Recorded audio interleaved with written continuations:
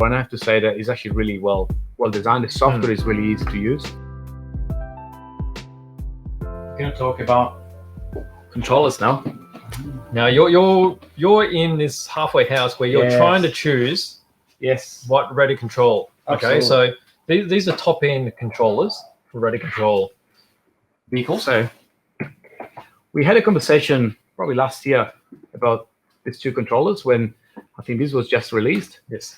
But in the past few months, I've been looking at controllers a bit more carefully for a couple of reasons. One was a Velodrome event, wasn't it? It was a Velodrome event, and luckily we had our spare controller. But mostly because someone is becoming a bit harder to source in Australia, so availability of receivers and support is a bit more difficult recently. And also because most of our staff are actually using FUTABA, so as we exchange cars, it's more convenient to use FUTABA, so we just pair different receivers. So yeah, it makes it easier. In the last couple of weeks, I've been trying to play with this one, and it's one of these things where you're used to controller. It's very hard to change, actually, because control is something very special that you need to have a good feel in your hands. And I still really like this sound. It feels really natural for me. But I'm trying really hard to shift to FUTABA. So there's a lot of people that like the FUTABA. Absolutely. It's all got to do with the balance of it, because it is basically an extension of your body to control the vehicle. Definitely. So, so this is the 7PXR, which is the latest release. And I haven't used FUTABA before, and I have to say that it's actually really well designed. The software is really easy to use. Yep.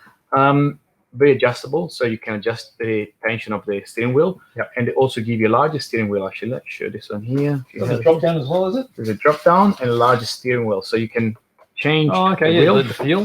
There's a drop down with the different angles as well, so Yep. you can have a slight different angle towards, I think, either way, probably more towards the front. Yep. The wheel has two different compounds of rubber. There is a stiff rubber on the inside and a softer on the outside. Oh, really? So it's actually really nice. It's got a very nice feel.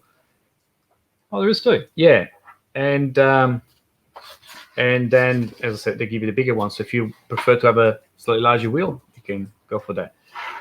So you can adjust the tension there. Yep. You can adjust the position, the tension of the trigger as well, which is something really important. Yes. For me, FUTABA always had a softer trigger compared to my Care that we're using before. Always like it was a bit more bit stiff, a bit harder to pull. Yep. Had a bit more feel.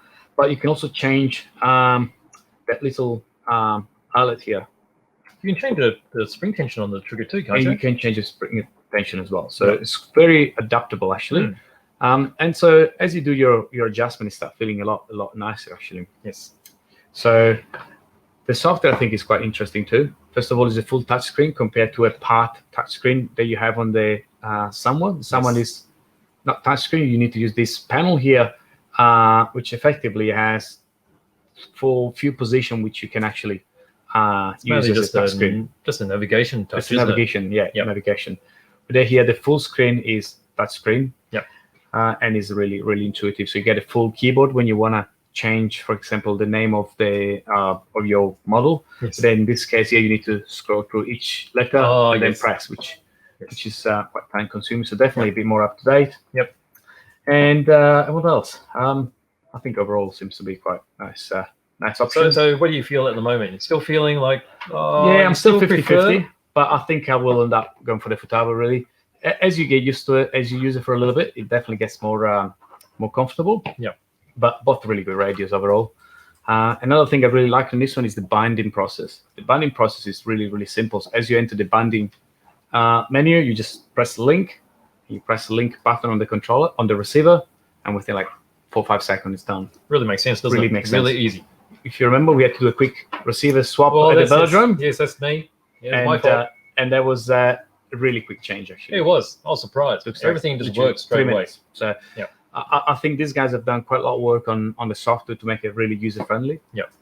It's very adjustable, the menu. You can change quite a few things and navigate through different menus really quick. So I definitely really like that. So let's see if you can put this on, actually. It's interesting. I mean, on the screen, you see they look really big, but compared to old radios, these are actually very light. And very lightweight. Yeah.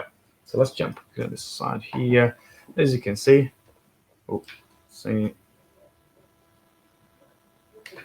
There we go. So it's a full color display. So you got all your trims here. The menu is a touch screen, so you go through the menu. You got all your I'll put it in different language actually. So you got different models that you can choose. If you got pair different receivers, you can easily change from a model to another. So it's connecting to the other one, it's restarting, and off you go again. So very user friendly. You can change the color of this light here, and you have overall quite a few buttons. So you can program to do all sorts of different things here. You got timers. So both of these radios, can you switch? You can switch them, can't you, from left to right hand use? You can definitely switch them from left to right hand. Yes. So you can see in this case here, you got all the hardware to remove the wheel from the front. Put it to the back. So if you're left-handed, you can go left-handed. Obviously, you're not. I'm not. So, and I'm pretty sure you can do the same here. There's a couple of screws here that will pretty much mirror everything across. So. And so these are the two top of the range controllers that I've been using in racing at the moment, being the FUTABA 7PXR and the SANWA M17, which are the two good radios. So speaking of the M17, you've got a question? Yes. Let me see. I don't see the question yet. Here we go. Found it. So SANWA M17 here has a better response for high-speed racing on and off-road.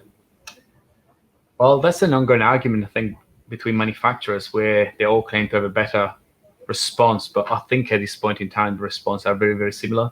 I think I guess it's with any technology, you get to a point where it catches up with human speeds. And I think at this stage where we're at a stage where someone can say on paper that it's actually faster. But when you realistically touch it, you can't actually tell the difference. Probably. And quite often you tone them down because sometimes when you've got high-speed servos, then high-speed response when it's almost instantaneous.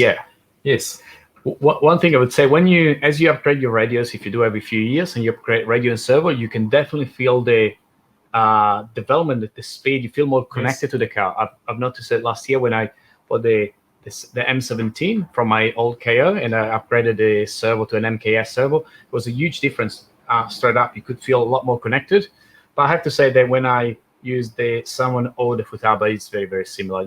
I don't think you can pick the difference. No, I think if you're talking about the same generation, they'll be very similar. Correct. The transmission speed, it's we're talking about milliseconds, really. So it's virtually negligible. So from a testing perspective, it could be, but from a practical perspective, probably not. I guess it comes down to personal preference, cosmetics, usability of the menus, and after all, the feel actually when you hold it. Well, that's the important part, isn't it? Which is, I guess, the most important part, and that's why they give you all these different wheel drop downs and accessories, so you can actually customize the radio to your likings, really. So I think that's the key, really. Got another one there for you. So I have a 7PX. My main reason for picking it up over the M17 was the cost of the receivers. Oh, really? Yes, I think the FUTABA receiver are a little bit cheaper. That's interesting because this package here is about $1,000 roughly, and they give you 2 receivers and also the charger. So this one comes with the battery with a let me turn this off. Lithium polymer, I think, is the LiFi battery. So receiver. So it's a 1100 milliampere LiFi battery. And the charger is actually included. So a fully approved Australian charger. But there with the M17, you don't get a charger and you don't get the battery normally. But the nice thing about the M17 is that it does have a USB charger here. So you pop in a micro USB in here. Oh, I guess most people will have that anyway, wouldn't they? Most people will have one, and you can charge it. So there's pros and cons, but I have to admit that the package of the FUTABA is very complete. So 2 receivers, which are worth about $100 each of the latest generation, plus the battery and the charger, and also the screen protector, which is included here. So that's your screen protector you get on the FUTABA, which is something you should really put on as you race. You get greasy and dirty hands. It's always nice to have a screen protector. And definitely cost of receiver is a little bit cheaper than the FUTABA compared to SANWA, even though SANWA we can't really source receivers at the moment, which was one of the reasons we ended up using this one last weekend. So You've also got a guess from Tony, as always. Aha, Tony's guessing, so Yes. yeah, I think Tony has it. What's he got? Golden Fleece Ute. Golden Fleece. Indeed, Who remembers the Golden Fleece? absolutely. So that's a good guess. So very good. Let's see if you have any question on controllers. Actually, while we are discussing this, I think is a very important aspect. Yes. Oh, There's yeah. so many settings actually that it's important to always kind of consider when you buy a controller, but also when you use it, make sure you use all your endpoint adjustment. So you should probably talk about it at some point. Endpoint adjustment, all the exponentials, so the speed of response. Yes. So you can decide how sensitive it can be. Yeah. Near Around the middle, center or around the outside. the outside, specifically at the Velodrome, that is a very important aspect. Yes. Because you want to have different fields. So you don't want to have too much sensitivity in the center. You want to just do some fine adjustments. Yep. And the same on the throttle. You can have less sensitivity at the beginning, so you don't have much wheel spin. Yes. So lots of settings possible actually. So pretty good. No, they're good. Very Like 'em. good.